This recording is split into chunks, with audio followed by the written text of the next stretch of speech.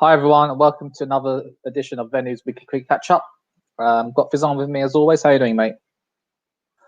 I'm all good. I'm gonna keep on wearing this Pakistan shirt until we lose. So I'm happy that we managed to get the win, and loads of really exciting things on at the moment. County Championships just started in the UK, and also for those who watch the IPL 2021 has just started, and of course the Pakistan T20 series versus South Africa is going on.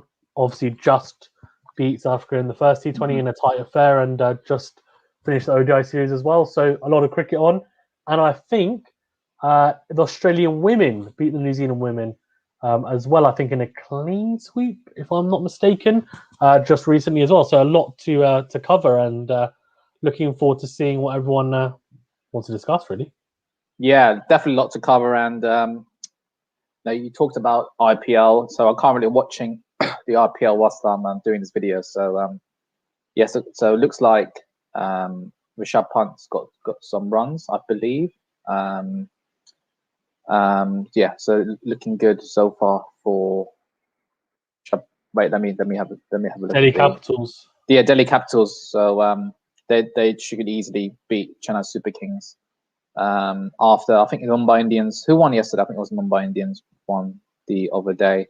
Yeah, Shikhar Dhawan on 77 runs at the moment, and pretty sure got 72. So yeah, it looks like Delhi Capitals going to win that match. Yeah, it's good that the IPL's on, I guess. It's just a shame that the South Africa match, Pakistan match, there were a lot of South African players missing, and it wasn't the fortunate South Africa match because we all want the best sides playing against each other. But let's not take anything away from Pakistan because they can't stop winning at the moment. You know, they're looking really good, and they especially Rizwan up at the top of the order. Yeah, very convincing win for Pakistan today, and to back up their impressive ODI series win, thanks to Fakhar Zaman. He's been in good form as well. So yeah, Pakistan in good in good form at the moment. Yeah, and Harris, thanks for joining us, our first viewer. So Rizwan has been mad consistent. Yeah, he's been very consistent. I think I don't know what his average is over the last year, but he must be one of the top ranked T20 batsmen at the moment. Yeah, he's been in really good form. I think in T20s he's only played 30 matches. He averages 37. So that's pretty good. 100 350s. I think that 100 350s has come in the last year. So I think his average over the past year will be very impressive, from what I know. Yeah, he's been in fantastic form, and I think the top of the order seems to suit him, which is good to see. Definitely, yeah, and he's. I was saying to Fizan earlier. I think if it was to pick World 11 at the moment, I would have Rizwan as my wicketkeeper batsman. Definitely in all three formats, really.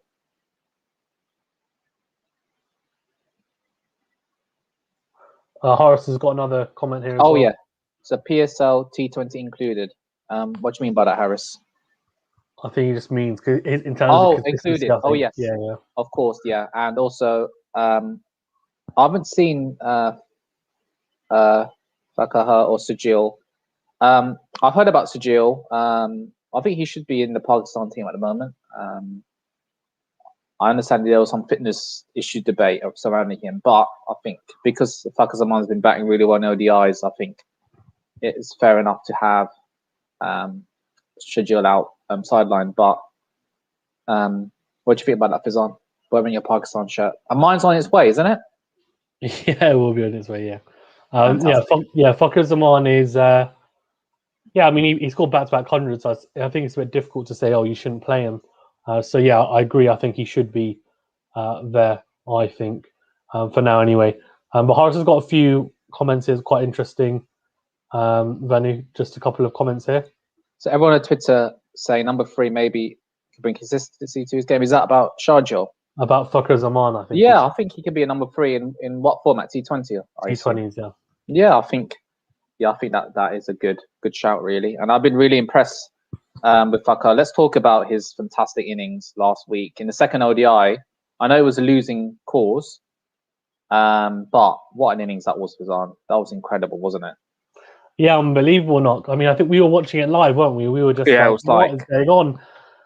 I think we gave like a 0.2% chance for Pakistan to win it, and then it went up to about 20%. So he turned it on its head, the game, and it looked like he might do it single-handedly. 193, the highest ever score at the Wanderers. I think overtaking Herschel Gibbs as the highest score there ever, and it was just an unbelievable knock. And yeah, so good, so good. Horace says here as incredible. well. Sorry, before we go on to that, sorry, yeah, on Fakhr Zaman though, yeah, just incredible to see. I'm so glad he got fantastic form back. Even sorry, Venu, what were you going to say before we go on to the comment? You're about to say something. Sorry. I just wanted to say something about that second ODI surrounding Fakhr Zaman's dismissal, where Quinton de Kock supposedly deceived Fakhr Zaman, thinking Fakhr Zaman thought maybe the ball was coming to the bowler's end when he's running to wicketkeeper end, and maybe that's why he didn't run as fast.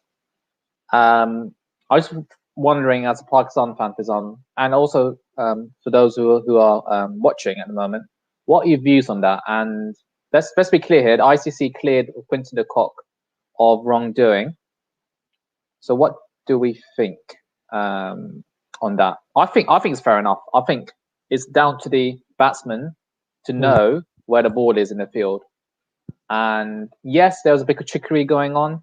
One thing that came to mind, and I saw this, was, do you remember this? Have you seen the Kumar Sangakkara deceive a batsman? It was a Pakistan player, I forget his name, where he pretended that he was getting the ball to go for the stumping, and the Pakistan batsman dived, and then Kumar Sangakkara got the ball later on.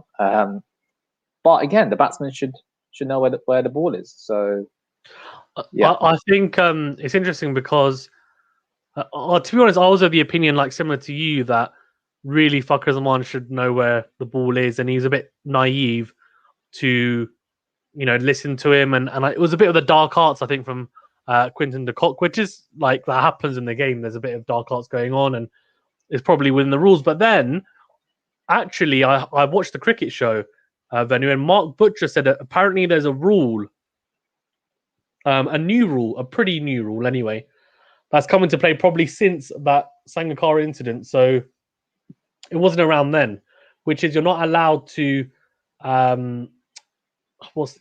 deliberately pretend that something's happening like falsely.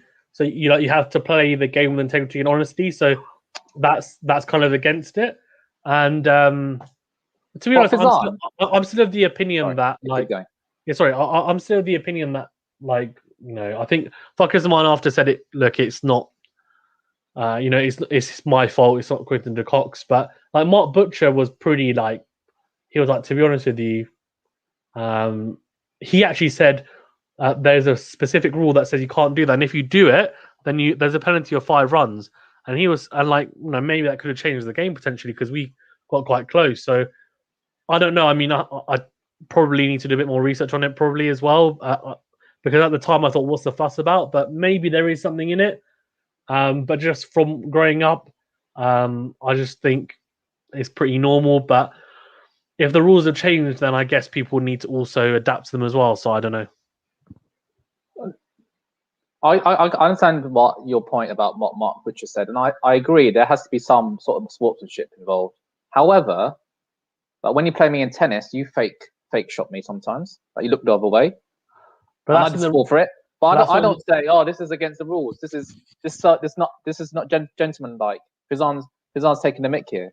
But that's not in the rule. But I don't think that's against the rules though, Benny, to play a not a fake shot. What is it? It's you kind of look the other way. The other way, yeah, a no look shot. Yeah, but they play no look shots in cricket as well. I think it's more he's distracted, hit the batsman, and they're saying that look, it's not right what he said, and so I guess the cricket rules say that you can't do it, and they're saying, well, it says there specifically you can't do it, so why are you doing it? I'm just playing devil's advocate because actually I agree with you.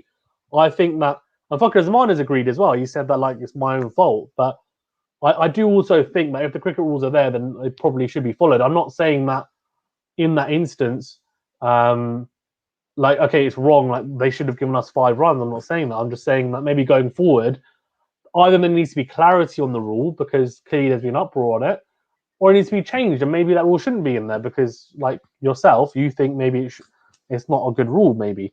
So I think people have different views on it, but at the end of the day, it's interesting, and we've actually got some comments on it as well, which we can go to. Can I quickly add to that? If Pakistan lost by less than 5 runs, I think this would have been more of a debate. Yeah, I agree. So I agree. I think there is, but you're making it more batsman friendly. There's another rule that's now making it more in favour of the batsman. Like how many? It's a batsman game now, cricket. Like if the bowling fielding team can have some sort of advantage, without some sort of trickery, and it's not sledging. It's not being horrible to the batsman in a bullying way, but just a bit of fun, or taking a bit of advantage and making sure, telling the batsman, no, you've got to know where the ball is. I agree. Should we go on to some of these comments? Yeah, go on. Yeah, go on. It's wrong, but we move on because Thakur should have done better. Yeah, he should have done. That's what Horace says. Yeah, and we've also got a couple here. So from a child saying, so a child saying, sorry. So to be honest, Quinton made obvious suggestions with his hands, which could be unethical. But since he didn't explicitly use any words, he shouldn't be fined for any wrongdoing. I agree. Okay. Cricket rules say you can't do that, and it's the rules. It was up to umpires to give penalty runs because it was within the rules, but we move on. Yes. Agreed. And he says here, yeah, it's true as well. It is true. I agree. That is true. Yeah. Which I guess is a good point. Maybe at some point we can discuss the idea we had about the fielders. So we can maybe bring that up in a sec if you want, Venu. It's up to you. Yeah. We've got a few more comments here though. Cryptic. Nice to meet you. Nice for you to be joining us. A nice win, I'm assuming, for Pakistan. Yes. Yeah. This match makes me feel like Rizzi is an attacking batsman. Yes, he's Rizzi. Yeah. So to join, I love the name Rizzi. And Babar, this match Babar has a chance of becoming number 1 T20 batsman as well. Yes, I think he's second on the list, I believe. Labuschagne, fake feeling, and team was given 5 penalty runs. Oh, really? Wow. Was it in the Big Bash League? Yeah. Oh, really? A Big Bash, do you think? I'm not sure. I think Harris, can you please add to the comments? But yeah, okay, we'll have a debate about it another time. Maybe we could do a video about it. About the fake fielding, and also what we proposed about. It could be a fielding video, if that makes sense. The fielding, but we can do it. We'll go through some of these comments, and then we can do it. Go for it, Venu. I think it's a good idea. Shisharju have been in the squad. Yes, but Fizan's opinion is probably more valid. What do you think, Fizan? Yeah, I agree. He should be in the squad. Whether he's in the like starting 11 is different. But yeah, I think I missed some here. Sorry, there's one here from Horace Singh. Oh, I think he's a good bowler. I like him. You like Horace Roth? Okay. Yeah. You know that I'm not the biggest fan of him. But he played really well in the ODIs. He didn't play particularly well today. I think he got hit for like 12 and over, but it is what it is. A Charles says here, here we go. So, Charles, I believe ICC should allow these sort of things to get out of the system of players once and for all. It's like mancadding. You can debate its ethics, but its validity has made changes for batsmen. It's a difficult one. Do you want it? I don't know. I'm not sure about that one because I think, yes, ethics is like, if you were, like, I understand if you were to fake field and the batsman dies and injures himself, like, that's not good, is it? So there are some ethics in there, but the batsman has to look where the ball is. I'm sorry, the batsman has to know where the ball is. I agree. Like if I was running, I'll be looking. I'm not gonna Thakur Zaman. He was just walking, looking at it. Quinton de Kock realised this guy's not paying attention. Let's fake field him. Agreed. When's the Pakistan? Hopefully will come soon, and I will wear it. Maybe next week. Yeah. Harris says, so we'll take a couple more and then we can discuss the proposal actually that we had. I thought we came up together, which is quite a good one. Yeah. Harris says, up to cricket to look at the laws. Yeah, definitely. Just hop on YouTube, Labuschagne, fake fielding. I know. Fake fielding. I think Cryptic's saying, I want him to play today. I think that's about Shajil. Yeah, Venu, do you want to say actually? Because I thought it was a good idea we came up with kind of together, didn't we? About I think so. I think Kazan kind of initiated it. I'm thinking, how could we make? I think I don't know how it came about. Kazan. It was during the live stream today, and we were talking about how it's very batsman friendly nowadays, and we thought, why can't we? Why can't the fielding team? Oh, it came up because you said it would be impossible. I think Hendricks had his hat trick delivery, and then he was like, "Oh, how come that's gone for 4?" And you're like, "Oh, you can't have a fielder everywhere." And you're like, "Oh, it would be so hard to bat if there's a fielder everywhere." And then I was like, "Oh, that's true. Hold on. Yeah. Go on, carry on." That's true. I mean, and then you thought, hold on, why can't the fielding team have an extra fielder? Maybe have instead of 11 players on the field, have 12 players on the field, and both batting teams will have a chance when they're field, and this could be a gun fielder that you put point. And we were thinking this will make maybe even up the game a bit because it is very batsman friendly at the moment. And if you could have a gun fielder, that extra position, he will not bat, he will not bowl, he will only field, and both teams will have a chance to do this. So there'll be 12 fielders. And maybe I made a suggestion that maybe it could be like some sort of fielding power play where for 5 overs in a match, your extra fielder comes on and you put him or put he or her at a position that you want. And we thought that's quite a nice initiative to even the game out a bit. So what do you guys think about that? Please add to the chat. Fizan, do you want to expand on that point? Yeah, very briefly because you summed up pretty well. Yeah, I think it's just a really intriguing point that I think we both just came up without nowhere really, and it was just like, yeah, why can't they do that? Because I remember Collingwood used to be a 12th man for England, and that's how he kind of made his way into the team, and he was a gun fielder at the time. But even if you have someone who's a specialist fielder who loves fielding, they can still get that game experience on the field, that high pressure situation, and improve their mentality. And then they can still make their way into the 11. But I think it definitely would even it out. And as a bowler, you'll definitely feel like, hold on, I've got more areas covered if I have an extra fielder. And the batsman, it'll be harder. I think maybe you don't need it in Test cricket, maybe potentially, but I think in white ball cricket, it would definitely be useful. I think it would even up 100%. And I think it's a really good idea because I think, you just stick to your 11 batsmen and 11, I guess, bowlers that you have to choose from. And then you just have that one guy when you're fielding that, look, he's in there as a specialist fielder and you can utilize him to the best of your ability. So I think it's a really interesting concept. And maybe we should write to the ECB. I think MCC. Like even the Big Bash League tried out some funky rules for this year's edition, or last year's edition. And one of the ones I didn't like where they can substitute a player for another player. And I was thinking that's such a gimmick. Whereas this is quite a simple rule. It's just like, but you said about the fielding power plays, and I guess what you could have is, for example, like they have all these power plays for batsmen. Maybe you have a 5 over power play where you can have as many fielders out as you want. Yeah, what, just with 11? Yeah. Just with doesn't that already exist? I think even when it's not a power play, you can't have everyone on the boundary. I don't think. Okay, that makes sense. That makes sense. Cryptic says bowler and fucker should open. Yeah, maybe. Agreed. Maybe.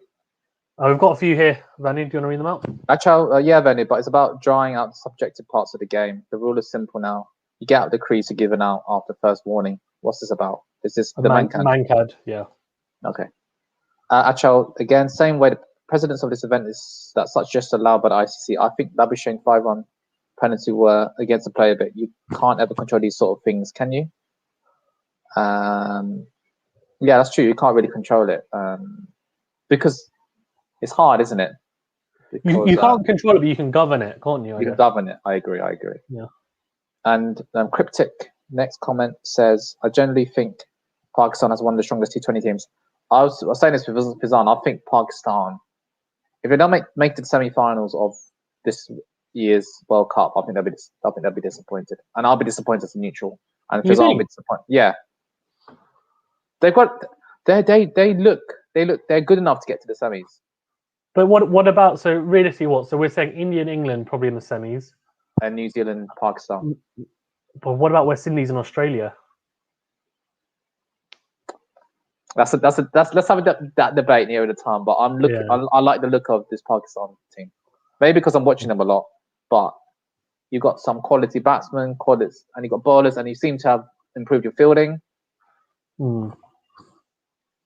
Be optimistic. So cryptic. Taka, Babar, and Rizwan, Sarju. Yeah, you know it.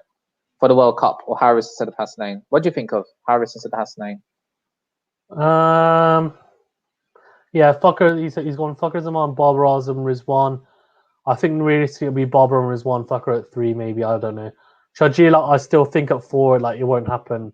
I don't know why, but I think trying to fit him in there it's not going to be possible. I think you can either play Sharjeel Khan or Fakhr Zaman. I think realistically, Mohammad Nawaz is fine with him. Ashraf, Osman, Qadir, Shaheen, and Hasnain. Yeah, I mean, if Horace Rolf's bowling well, then I guess you can put him in there. Hasnain is a good option as well. So I think that's probably around about the team will play. But Shadar will probably be in there instead of Sharjeel Khan, I'd assume.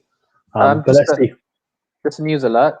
And Delhi Capitals have just beat Chennai Super Kings by 7 wickets. Okay, that's a thrashing.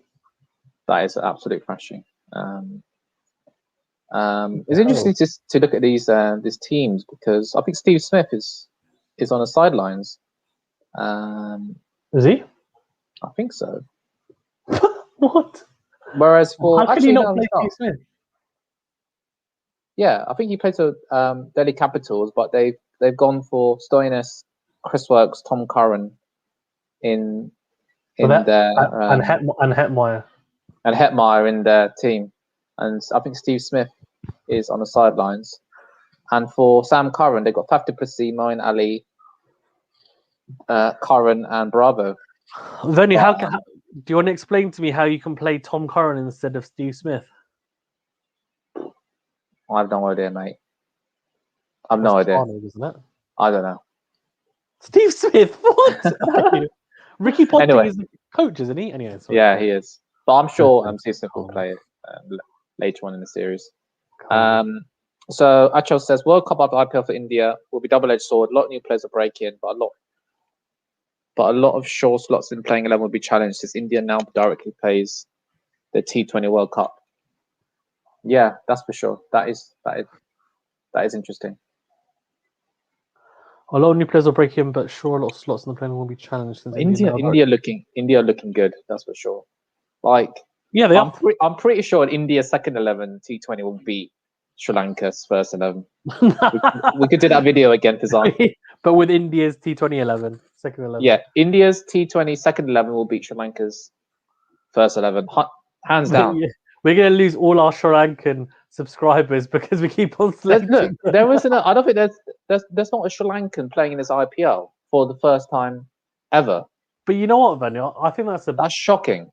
That's not correct though. As in, like, okay, let's look at their. Actually, let's look at their team. I mean, realistically, Hasaranga should definitely be Pereira, maybe. Kusal Pereira's, yeah, he's good as well. Obviously, Malinga's now gone, yeah, dead and buried. Shanaka's pretty good. I don't know if he'd get into the. And Muldinia, mate. Nah, he's not T20 player there, Muldinia. I don't know. Yeah, you're right. Yeah, you can tonk it, but yeah, I think hopefully maybe next year. Wasn't it Udana used to get picked for the franchises, but he's obviously didn't get picked up this year. Yeah, definitely. I mean, Dhananjay De Silva, bloody hell, beast player. I don't know. Sri Lanka, unfortunately, and not their strongest, are they, Venu? No, not at the moment, not at all. No. What do you think of the county championship stuff? That was it Darren Stevens at the age of 44 scored 100. 44. Yeah. Can he be? Is he old enough to be my dad, biological dad? Yeah, probably. Yeah, he is. He is. Yeah, he can be. If you had me at 17. Yeah, exactly. Crazy. Like, he's 44 years old, and what was it? He made his maiden century in 1999, and now he's hit his 35th. He's a tail Impressive. ender. Impressive. I think he's got like over 500 wickets. Oh, but more than that actually. Hold on, I'll tell you. He's got a ridiculous amount of wickets in the county championship. He's like a legend. 1 second. Unbelievable. Matt, who's one of our friends, he absolutely loves him. He plays for Kent. But it's been a quite a good start. It's nice to have county cricket back because obviously this time last year there was no sport at all happening, no professional sport because of the pandemic, because we just into it. But it's good that it started, and mate, they were playing in sub-zero, like close to zero temperatures, weren't they? And it's crazy. Yeah. But we must say it's a new format as well. 3 teams of 6. Yeah.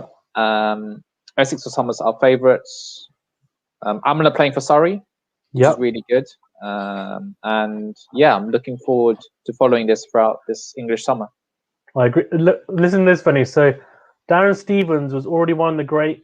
He said, hold on. He says, but in 2019, he was informed by Kent that they would not renew his contract, right? Then, after being told that, he struck a career best 237 of 225 balls and took 7 wickets, including 5 for 20 in the second innings against Yorkshire in the penultimate game of the year. So it's prompting the club to immediately reopen negotiations.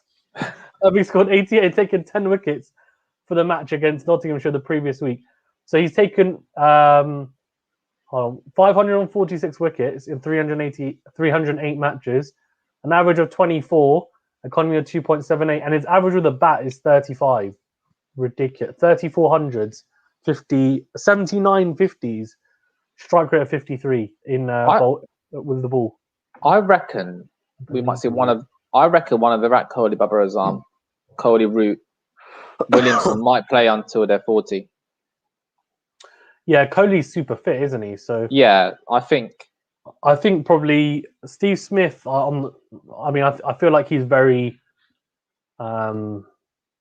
unique. Let's say I don't know whether he'll go to 30, but I can see someone like Kohli probably doing. Bob Razum needs to improve a little bit on his fitness. Williamson, I think, has niggles at times as well, but I think with the age of the modern player, I wouldn't be surprised. Yeah, and also how far in terms of sports science, in terms of the recovery plans and everything. Yeah, they could be the next Roger Federer of tennis, that's for sure. Agreed. I've got a comment here from a child as well. So what I mean is, developing from Achal's point earlier on, if KL and Rohit underperform, and just like today, Dhawan and Shaw look in splendid form, what will selectors do then? Be blind to IPL performance and form? Drop someone? Yeah, I understand what you're saying, Achal, because you're right. It's kind of a double-edged sword because England are very set on their playing 11, and this is their 11. We trust them. And the issue with India is if you have England's policy, okay, we're going to back you up, then I think they have been more free reign to play and hit the shots, and don't we've already hit one, to field on the boundary. Whereas if their policy all of a sudden is, all right, if you don't score runs, we're going to replace you, then where is that confidence? Where is that faith and confidence given to that player to say, actually, to back them up to clear the ropes? Because it is risky, but it's interesting. I would say I would pick my best 11 before the tournament and stick with it. Unless someone's having a shambolic tournament, like row. I'm not going to drop someone after one bad performance and put someone in. I don't think that's right. I agree. I think at the moment India are in a bit of a catch-22, as I think both of you alluded to. But I think it's a case of they have an idea of who their first team is, like their kind of first 11 is going into the World Cup. So I think unless someone has an unbelievable tournament and then someone else doesn't have a particularly good tournament. So, for example, taking a Charles example, if Prithvi Shaw, scores an incredible amount of runs this IPL and then KL Rahul scores hardly any runs, then they'll have to look at it. But unless that happens, I think it's very difficult to just say, well, we're not going to pick you based on IPL performances because, look, I mean, international cricket is different. I mean, the only thing I would say is that this probably has more bearing, the IPL this year, because, and I've said it before, the conditions are the same because it's going to be in India.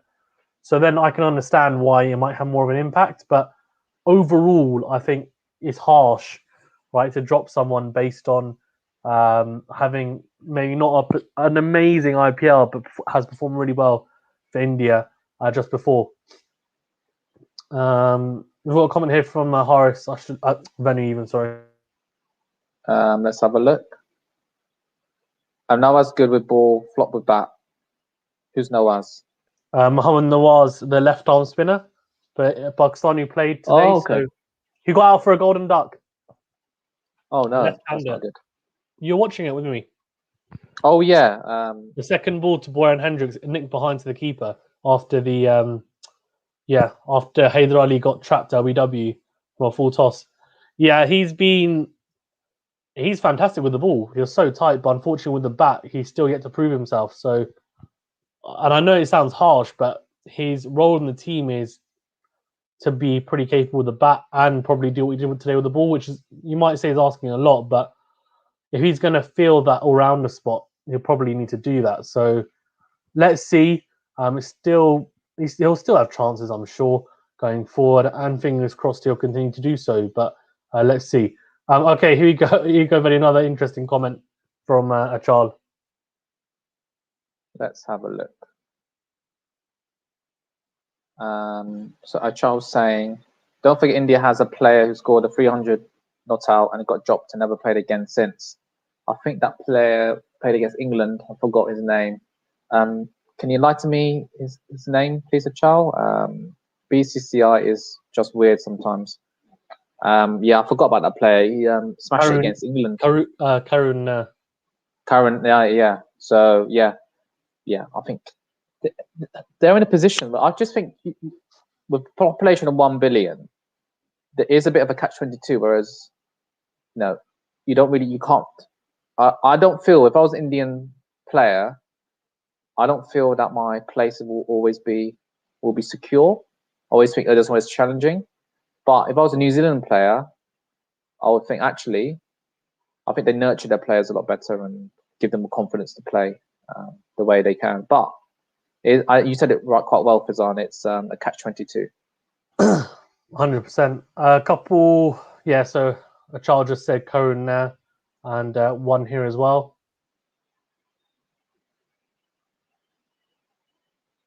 Let's have a look at Pakistan considered perform well with the bat and this entire series. Something new and positive. Yeah, that is positive, and that's what I'm saying. Pakistan looking good for the World Cup, and they're going to play this at India, aren't they? Sorry? They're going to go to India and play it. Well, yeah, they have to. That's where the World Cup is. So yeah, but yeah, so we are, I think, slightly more positive, and it's funny because in the past you would be really worried about Pakistan chasing a total, but recently it's actually been a case of Pakistan as a team and Babar Azam as a captain said, actually, we want to bowl first and then we'll chase, and we're confident we'll chase it. And in the past, we've avoided doing that because we're so hard. It's been so hard for us even to actually chase, and like the pressure is just crazy. So yeah, really, really hard. It's been really, really hard in the past for Pakistan, and the pressure's got to us. But nowadays, I guess, as we've said, Venu, it's such a batsman-centric game that in the white ball especially, that pressure is less, and you just think the pressure's on the bowlers to defend it, I guess. So, yeah. That's for sure. A child saying, Harris saying, Venu, your team getting slapped by Fazan. What are you referring to, Harris? Maybe talk about Sri Lanka, when you talked about Sri Lanka. No. But why? No, I was talking about Sri Lanka in a saying that I think India's second 11 will be Sri Lanka's first 11 in T20 cricket. Yeah, but that just shows the situation Sri Lanka cricket is in the moment. Mohammed Hasnain has Crystal Palace. Lol. Yes, Palace are getting. Was it 2-0 at Selhurst Park? Yeah, the thing is, let's be honest, 3-1. right? 3-1. Yeah, if there were fans there, I'm sure Palace would get a draw at least. The Palace atmosphere fans is are really good. Yeah.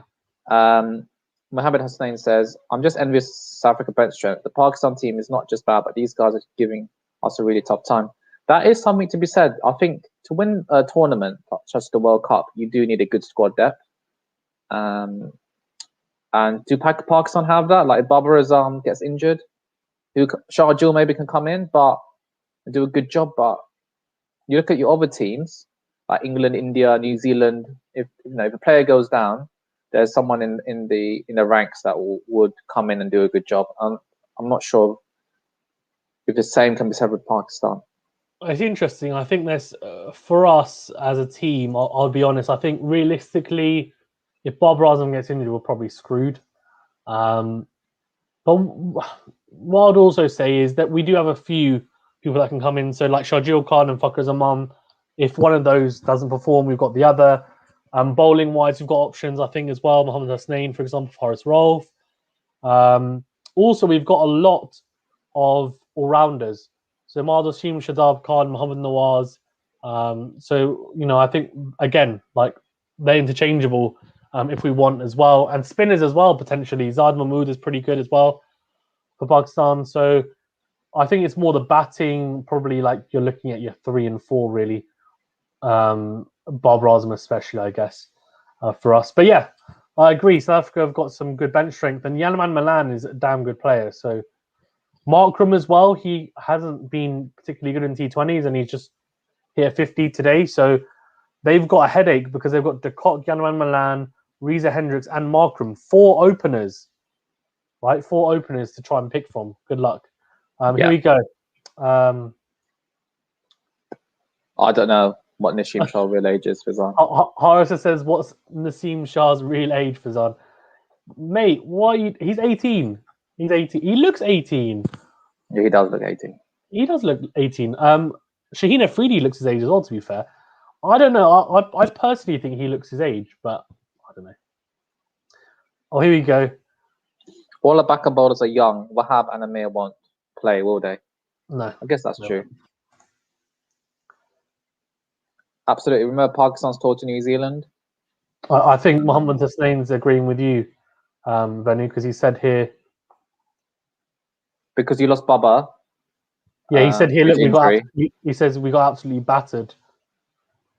Yeah, but that was a very good New Zealand team as well. True. But what do you mean? Get a standardized bone test on? I think maybe. You're talking about referring. Okay. Yeah. Ashad said he's older. But Ashad's really skeptical though about ages in Pakistan, as Venu knows as well. So yeah. I'm gonna be what's the word? I'm gonna be positive and say that, and I'm gonna be realistic. I'll be honest. Like I genuinely think he looks his age. If I didn't, I would say it. Like Rashid Khan, when he first broke on, I didn't think he was his age. But to be fair, as he's gotten older, he now looks his age pretty much. He's like growing into his age. Like, some people just look older when they're younger. And if I'm being honest with you, it's going to sound quite serious, but like especially some of the Afghanistani players, like let's be honest, some of the things they would have seen when they're younger, like it will mean that they look older than they actually are. Like it ages them. Like we've had it we're pretty soft. Me and Venu have grown up in the UK, so we've got innocent faces, but people who have seen certain things, like it does show on their faces sometimes. Sorry to take a dark turn, but it's true. And growing up in Afghanistan, I'm pretty sure wasn't a walk in the park. That is true. That's very true. So I think there's one other thing that we need to talk about is which you alluded to at the start of this show was the Australia women's probably beating New Zealand women in the ODI series. They won that series 3-0, and they've won now. I think they've won 24 ODI matches in a row, and I think on the first ODI of that ODI of that series, they actually broke a record. So the last time the Australians women have lost was the 29th of October, 2017. And to put that in perspective, last week on Sunday, I think that was the first ODI of this series. They eclipsed the 18-year-old record set by the great Ricky Ponting side of 2003 after they beat New Zealand by 6 wickets. But it's a fantastic performance by Australia women, and it's just incredible. Like they've got like some great players like Alyssa Healy, Beth Mooney, Lisa Perry. Elise Perry, mate, they look good for the World Cup going forward. Meg Lanning, yeah, they're gonna. I think they're gonna be. They're the team to beat. They're the favourites. Yeah. We've got a few more comments. It was very impressive. I agree, 100%. I think it's they're really strong, aren't they? And I think they've been the first powerhouses probably in the women's game. Yeah. You watching boxing later? Not me. Bizarre, are you? I am watching it. What is it? What is it, Bizarre? It's Conor Benn versus Samuel Vargas. It's on Sky. It's free, Venu. There's also 2 women's fights, world title women's fights on the undercard. What time? Starting. Well, the undercard has started now, but those fights will probably be around 8:39, Venu. I can let you know when they're on, Venu. You might want to watch them. I might watch. If there's women's fights, are you live streaming? I may live stream. I may. It's not 100%, which is why I haven't put on the channel. Yeah, I'll see. But I'll definitely be watching it either way. Let me know if you don't. Yeah. Okay. Cool. I really like Hyde Ali back lower down the order. Just want to see him smash some balls. He's a very good hitter of the ball. Like I think we saw that in the ODI series, I believe, where he smashed it. I think he had a decent partnership with. No, he didn't. He didn't play any ODIs. Oh, he didn't. Oh, maybe I think it was someone else then. Yeah. What do you think, Pizan? Yeah, agree. I think 3 is too high for him, and I think it's good for him to have less pressure down at 5 or 6, where he's at now. Where I don't want him to become a slogger, but I just think he needs to be in a position where he has less pressure on him to just perform. And once he does start performing lower down, we can eventually move him up as he gets older. But look, all the best players, like Venu, we've had a discussion multiple times. They've always started out lower down. Michael Clark, Kevin Peterson, Ricky Ponting, all these top players, they all started. They never started at 3 or 4. They all started at 5 or 6, and they made their way up. Even that's just the way it is. And he's another example, Hyder Ali, of someone who's young and needs to be moved up. We've got a couple here as well. Some more comments. Today's from Harris. Today's game showed South Africa can still win, so series ain't over. That's true. There is a tight contest, and Hyder Ali at 6. Yeah. You know what's interesting, Venu, as well. So Crawley, right? So for anyone that doesn't know, Zach Crawley, who plays for England, he also plays for Kent. And I interviewed his opening partner, Daniel Bell-Drummond, who's also in and around trying to push into the England side as well. And normally they open the batting together, but the first game of the season that's going on now, so I think it's day 3 finished today, he actually was batting number 3. Exactly, at number 3. So there's been a lot of talk about whether he's going to continue to open as a stopgap or whether he's going to go back to 3, where he performed really well for England last summer. So it looks like he's going to be at 3.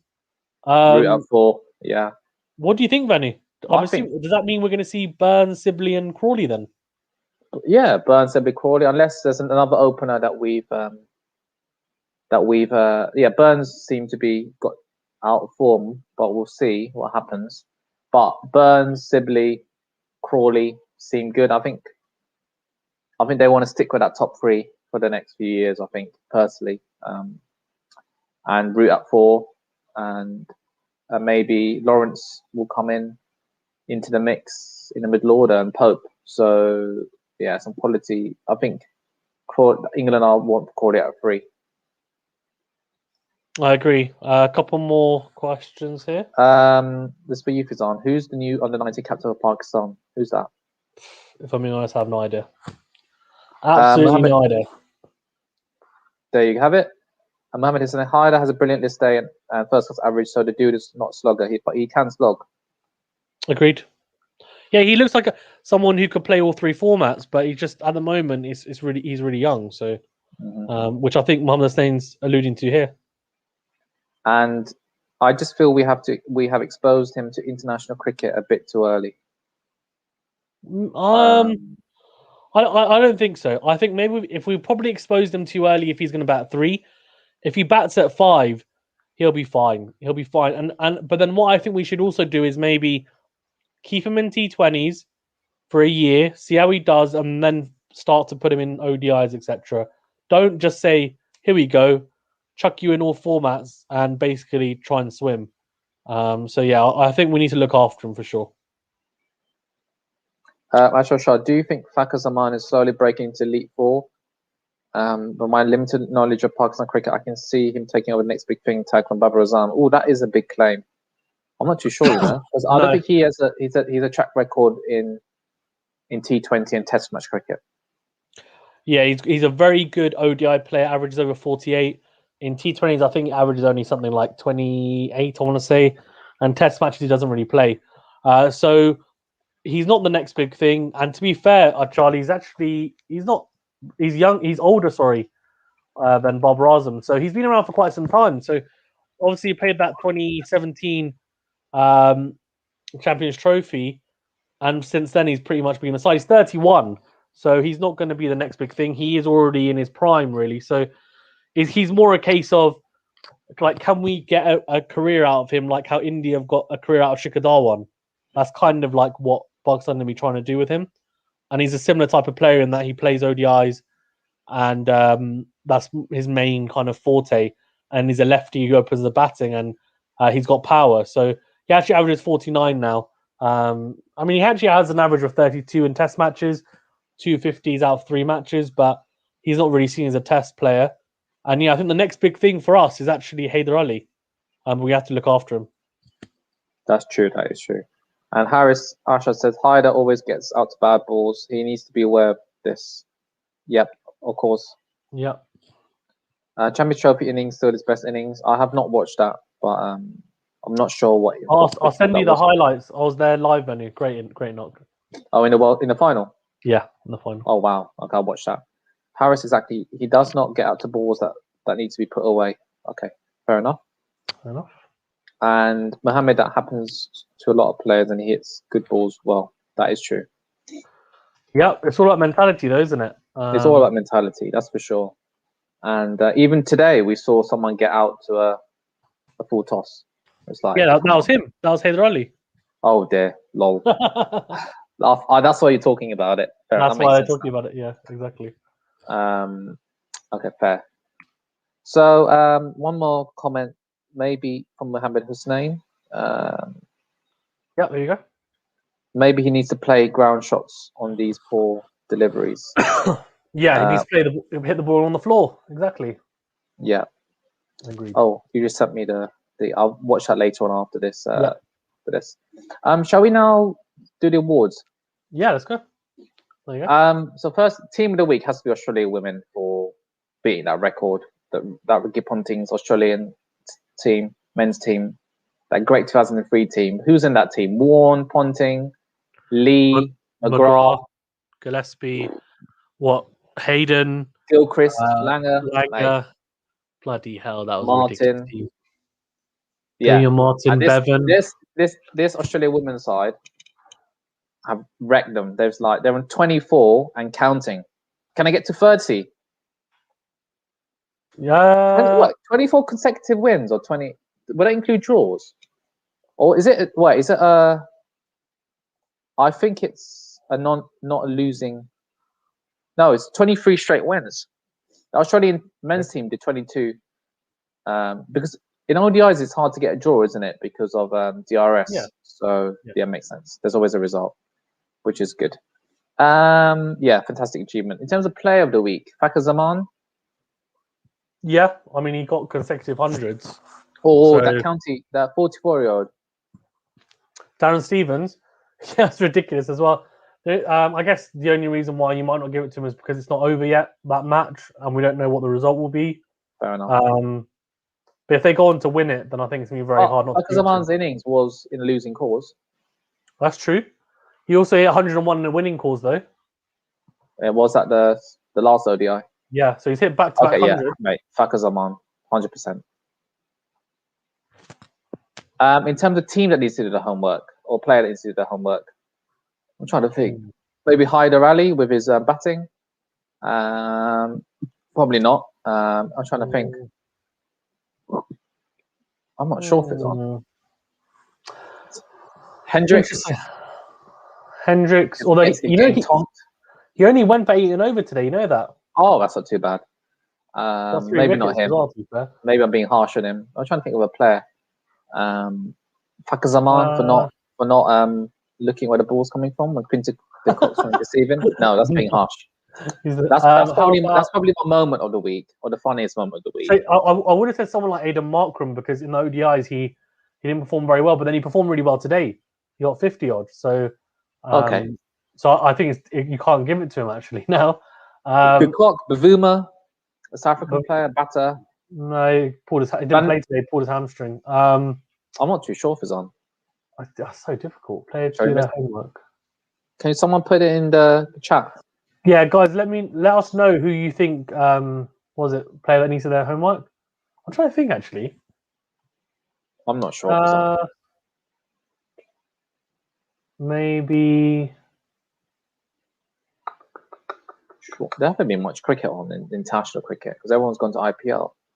Ridiculous. I'm thinking about the Pakistan South Africa series, but lots of people have had like mixed performances, so it's difficult to say. Put your finger on one player. Maharaj. No, he's been all right. He did well. He got 3 wickets. No, Shamsi. Shamsi bowled well today. That's the problem. Did he? Oh, okay. maybe we give it a miss for this week. Yeah, I don't think there's actually. I can look at the county. Hold on, actually, 1 second. Let me have a quick. Like who should have got runs and hasn't. I don't think Joe Root got any runs actually. Let's have a look. Drop him, yeah, exactly. Drop him. Billy Root, by the way, so it's Glamorgan versus Yorkshire. So it's Billy Root who plays for Glamorgan, who's Joe Root's brother, versus his brother Joe. So Joe versus Billy. Glamorgan, Billy Root, sorry, got 43. And then Billy Root as a name. Yeah. And then Joe Root only got 16. And then Billy Root is on 77 not out at the moment, so he's outdoing his England captain brother, Joe Root. I don't know. I think no one. I feel like it's too harsh to give it to anyone. No one, and maybe team of the week, team that needs the homework. It's a bit harsh because South Africa, Pakistan. It could give South Africa for losing, but I think they didn't play too bad, so maybe not them. Maybe if you watch more of the IPL, maybe we could give it to an IPL team, but. Yeah, because we're not. I don't think we're in a position to. So let's give that a miss for this week. New Zealand women's. Yeah, they haven't. They've got beat by. Let's be honest. It's a very good Australian team. So maybe New Zealand women could they have upped their game against a fantastic Australian team? I mean, they're at home, aren't they? So. They're at home as well. So maybe give it to New Zealand women. In terms of, so that's that. Those are the 4 awards done. In terms of moment of the week or funniest moment of the week, I'm not sure. We have to put Quinton de Kock deceiving fucker. Yeah. Has to be. Would you put that funniest moment, or would you put it as probably failure the moment of the week? Let's put it as failure of the week. Okay, good. Yeah, I think he should have definitely looked. I agree with you. I think he should have looked. Yeah. He should have looked. Okay. And in terms of moment of the week, I think Australian women's Alyssa Healy's side surpassing the record of 22 straight ODI victories. I think has to go for moment of the week. Not fuckers Zaman's 193. I don't mind. Although we have given Australian women's the team of the week, but we also gave Vaka Zaman as star of the week. Maybe joint effort. Yeah. Joint effort for them. And in terms of, so well done to those two. In terms of fail of the week. The fielding in the last over from South Africa, they dropped 2 catches. And an overthrow. Mate, they gave away 5 out of the 11 runs needed off the last over. Shocking. And South Africa is supposed to be an elite team in the field. John T. Rhodes, Herschel Gibbs, A.B. de Villiers. They fielded shockingly. What ODI was that? The last one? Dude, it was today, the T20. Oh, was it bad? And also, I remember the second ODI where they managed to cling on despite Vaka's brilliant knock. I think they did drop a few catches there near the end. So Pakistan needed 11 off the last over. I think he must have hit one straight down to long on. He dropped it, ran 2. Next ball, we got cleaned up, and they needed 9 off 4 deliveries, right? Then Hassan Ali comes in, hits it straight over mid off. Mid off it's not the easiest catch, but you should take it at this level. Goes 2 hands out, goes straight through his hands. Run 2 again. So that's 4 runs from 2 drops, and they need Pakistan then need 3 off 2. Hassan Ali just goes to swing wildly, and basically goes into the leg side towards cow corner, and it's an overthrow. So they run 2, and then it's like a fumble, and it's an overthrow, and we win. Ridiculous! It should have been one off lead of the last ball. So they just gave it away. But to be honest, Fizan, we could put in terms of the team that needs to do homework. We did give it to New Zealand's women, but because of South African fielding, I agree. I think we should. Yeah. Okay. But South Africa is supposed to be one of the best fielding outfits out there, and I don't think they're not living up to it. I think they've been quite poor. They have been. You always think the best fielding teams in the world, it's always Africa's up there, but they've been quite poor recently. Okay, fair enough. I think that's all the awards. Oh, moment. What are we looking forward to next week? I'm looking forward to the second T20 between Pakistan and South Africa. I'm looking forward to some IPL, but I think I'm looking forward to the conclusion of the county championships. Round 1. So first one of the matches. Yeah, looking forward to all of those. Yeah, I'm looking forward to South Africa versus Pakistan, which is on Monday. Yeah, next one's on Monday. Yeah, I mean, I'm looking forward to seeing how the rest of the county championship stuff goes, because I'm keeping a close eye on it. For anyone that does care, a lot of these, quite a few of these players that are playing in the county championship, I've interviewed. So check out the playlist, cricket interviews. Well, Ollie Robinson, for example, who plays for Kent, the wicketkeeper batsman, scored 84 the other day, and I've did an interview with him about a month ago. So check it out. But yeah, I'm looking forward and keeping a close tab on that. Also, it's free for anyone that cares. All the matches are free. They're free streams online. Oh, wow. Every single county. Yeah, I posted it in the WhatsApp group, Venu. Yeah, keep posting it. I keep forgetting. Okay. You can just Google whatever it is, Kent versus whoever live stream, and each county is doing their own live streams for the games. So it's fantastic. I think it's the home team is doing the streams. What do you mean by stream? Do they have people commenting on it?